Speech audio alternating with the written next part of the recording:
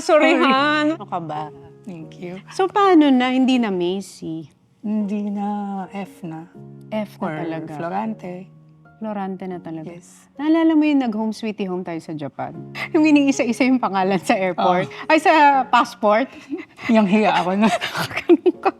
Sabi mo, bakit sinasabi yung totoong pangalan, Florante?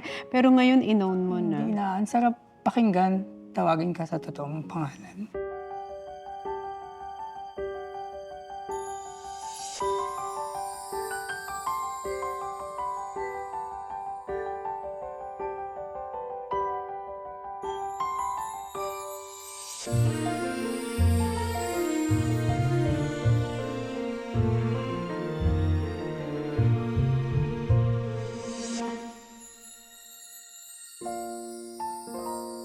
Paano yung Macy?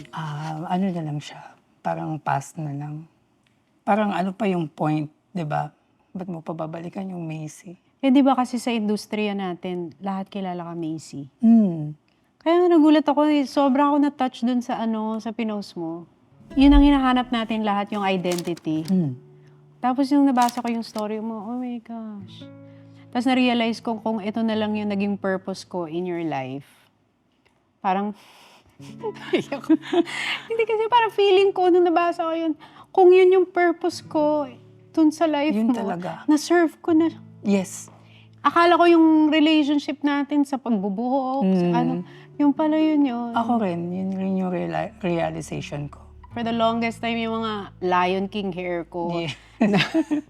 Lahat Part na yan, yung lang The yun. Banks of the Philippines, yung mga kung ano pinakalokohan natin sa pagbubuhok. Lahat ng magazine, lahat ng pelikulang napanood nyo, hindi pala si Macy, si F. Si F yun, Florante. So ngayon, F na talaga. Yes. Hindi kasi yung nabasa ko yun, sabi ko, my gosh, ito pala talaga yung naging purpose siguro ng relationship natin. Ikaw nagdala sa akin sa church. Hindi ko pa malilimutan, sabi mo sa car, Miss, Google mo, Victory Fort Schedule. Sabi, ano yun? Ako naman, di ba, syempre, ginugol ko. Tapos, dyan tayo mag-church bago tayo pumunta ng work. Okay. Ang naalala ko naman noon, nung nagsimba tayo, sabi ko, ay maganda to. Kasi ang gaganda ng mga sermon doon eh. Yung pag talagang, naalala ko, pag nagsisimba ako, talagang parang, kinukurot talaga yung puso ko eh. Yung mapapataas ka ng kamay. Yes. Tinitignan kita noon eh, tapos ginagaya kita. Dinidemonstrate mo na pala sa akin yung how to worship. Pero di ba kasi kahit saan sinasama kita, Oo. magmo-mall tayo, kakain tayo sa labas. Tapos laging ka pa, etong church na to, try mo nga to, yung sa Siyang, yung mga pangbata. Saka mga bagets din eh. Kung saan. Oo. Si Macy, talagang kahit saan kasama ko. Hindi siya hairstylist. Para na siyang best friend ko nun sa showbiz. Witness mo lahat eh. Kami ni Paul, nag-date kami ni Paul. Hindi pa kami ni Paul. Yes. Pero, nung hindi na tayo nagkasama, 2018 ba yon? Yes, 2018. Yun yung nag-text ka. Tapos sabi mo, hindi na ako papasok muna. Ang sabi is, okay, baka may sakit ka ganyan. Tapos ang text mo na, ever, parang ganon. Sabi ko, ha? Ever? Wala na, parang may pinagdadaanan ka na nun. Ano ba nangyari doon? Parang yung offense na na-experience ko noon sa Production. sa production, parang yung trauma ko na bumalik siya. Akala ko, sanay ka na sa ganon, sa showbiz. Hindi, matindi yun eh. Parang sa Feeling face ko talaga na... Na-disrespect ka. Nung time na yun, parang ang liit-liit ko na parang, ba't gano'n sila magtrato ng ng tao? Parang parang simula nun, parang ayoko nang bumalik sa work. Yung ba yun? Hindi, kasi si Macy, parang di ba pag nag-uusap tayo, bata ka pa lang, sinasabi mo na nun na, girl ako. Ever since Yun yung pangharap ko. di ba? 3 years old. Yeah, nung bata ko, feeling ko mali yung pag-ano sa akin. Pagkagawa. Yeah.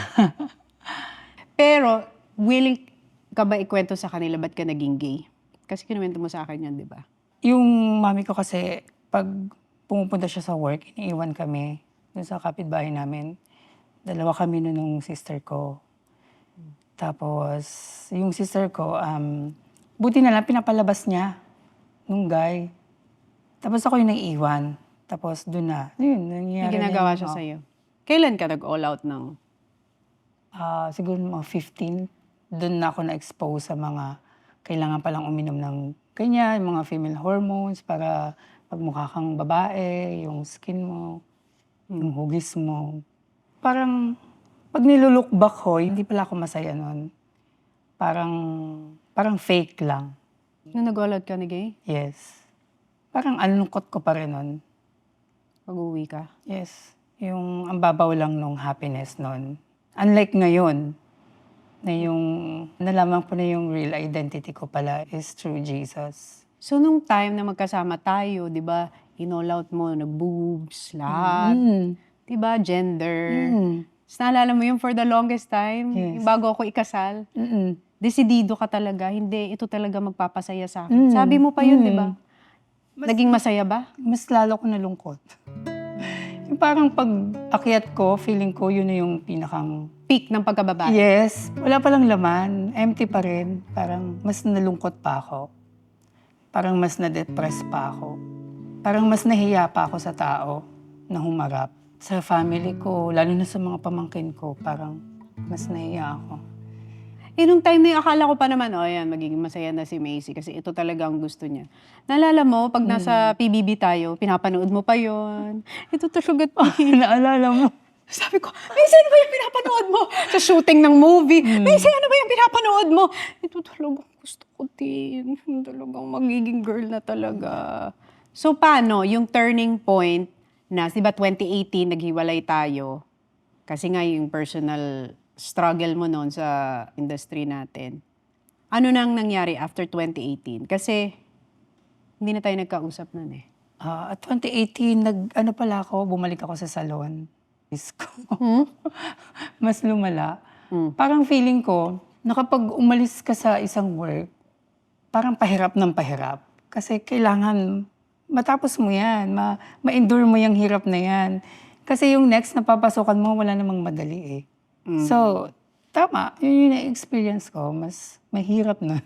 Pero napansin ko lang sa'yo is, sinasabayan mo na ako dun sa kapag may mga shooting tayo, parang nagbabasa-basa ka na. Di ba? Tapos nagtatanong ka na ng mga... Demonstrate mo rin yun sa akin. Yung nagbabasa. Yes. Oh, nakikita. Yun pala yun. Yun na nare-realize ko na doon na pinapakita mo sa akin kung dapat meron kang quiet time with the Lord. Ang laking tulong na-realize ko nung time na yon na meron kang quiet time for yourself. Dahil nga ang ingay ng industriya ang pinagtatrabahuhan natin, di ba? Nakakaano ng mental health. Yes. Kapag wala kang kinakapitan, de-depress ka talaga sa mga pagdadaanan mong mga masasakit na salita, sa mga tao, sa paligid. So pagbabalikan mo ngayon, may pagsisisi ba? Hindi ko masabing may pagsisisi kasi yung ginawa ko yon parang doon ko nakilala si God lalo. Yung time na depression ko yon dahil ginawa ko yon. Parang every time na magpe-pray ako, meron siya sa akin ipapaalala na, di ba sabi ko sa'yo, anak kita, yung mga mini-message mo sa akin. Pero yung sa'yo, parang naging conviction mo is, parang all your life, you have been Macy. Yes. Tapos nung nakilala mo siya, parang sinabi niya, ito yung pangalan mo, ikaw si Florante Junido Jr. Parang this is who you are. Yes. Ito ka, nung pinanganak ka, ito yung totoong identity mo in Him. Yes. So, actually, si Paul nagsabi nun, sabi niya, alam mo, first time ko makarinig ng ganyan, na pinanganak na lalaki, tapos gusto niyang maging babae. Tapos ngayon, bumalik siya sa pagiging lalaki. Diba? Sabi niya, parang si Macy lang ang narinig ko pa na gano'n ha, nakilala namin. Hindi ko na rin inisip na kailangan maintindihan niyo ako. Kasi mas gusto ko na yung buhay na binigay sa akin ngayon ni Lord. Mas may peace, may joy. Yung joy na sinasabi ni Alex na yung nasa kaibuturan ng puso. Yun na, hindi na siya yung mababaw lang. Nakikita mo ba yung sarili mo na like getting married, finding a partner para sa'yo? Wala namang imposible kay God kung ibibigay niya. Talaga? Hindi. Meron ako kilala mo. Girl? Oo. Hindi nga, may. Oo, Lord, pag hindi siya, wag na lang. Hindi Oo, nga, kaya nga. girl. Naninibago ako sa'yo. Talaga. Pero paano yung desire mo sa lalaki? Wala na Ay, talaga. wala na. As in, Paano nawala yun? tumatakbo ako. Parang, run. Run wag ka nang tumingin. Tumalikod ka na. Kapag na-attract pa rin May ako. desire, diba? Tapos yun, unti-unti nawala na talaga. Yung katulad ng dati na parang, ang gwapo, ti. Diba? Tayo pag nasa shooting, itiin, gwapo niya talaga. Dalawa pa tayo, di ba? Kapag leading man. Ti! Ano ba to? Ngayon wala na. Wala na, run away na. So, sino na yung F ngayon? Pag i-describe mo. Si F ngayon, ano na siya, yung heart niya is filled with love, joy, peace, patience, kindness, goodness, faithfulness, gentleness, and self-control. Ano yung gusto mong matutunan ng mga tao dun sa story mo? If you're experiencing yung kagaya ng na-experience ko, turn to God. Not turn away from Him. Seek Him. Kasi si God talagang nakikinig siya sa mga prayer. Alam niya yung mga pain mo, yung grace, ibibigay niya sa'yo yung truth, tsaka yung mercy na hindi natin kayang ibigay sa iba.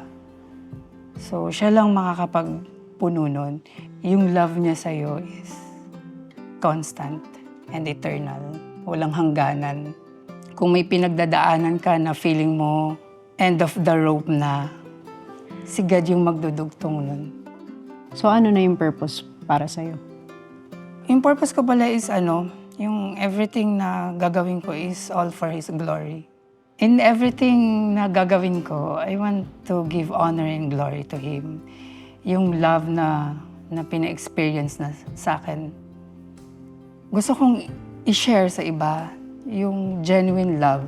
Kahit na sobrang lumayo ako sa Kanya, sobrang sama nung ginawa ko. Parang yung irreversible damage na ginawa ko. Pero finurgive pa rin niya ako. He is a God of forgiveness. Yung love na, yung unconditional love na sa Kanya lang manggagaling.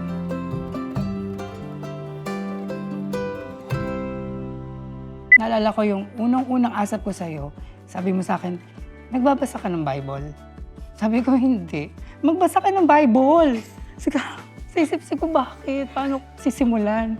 Bibigyan kita ng Bible. Hindi nga. Yes. Tapos yung car mo punong-puno ng Bible. Hindi. Kasi alam, Okay naman. hindi, yung bawat ganon, yung, di ba, yung may mga bulsa, Oo. parang kung sinong uupo doon, basahin nyo yan. Ganun pala ako Yung dati. pa pala, read the Bible. Tapos doon ko lang na, yung pala yun. Dinidemonstrate na niyo sa akin. Yung word ni God. Galing.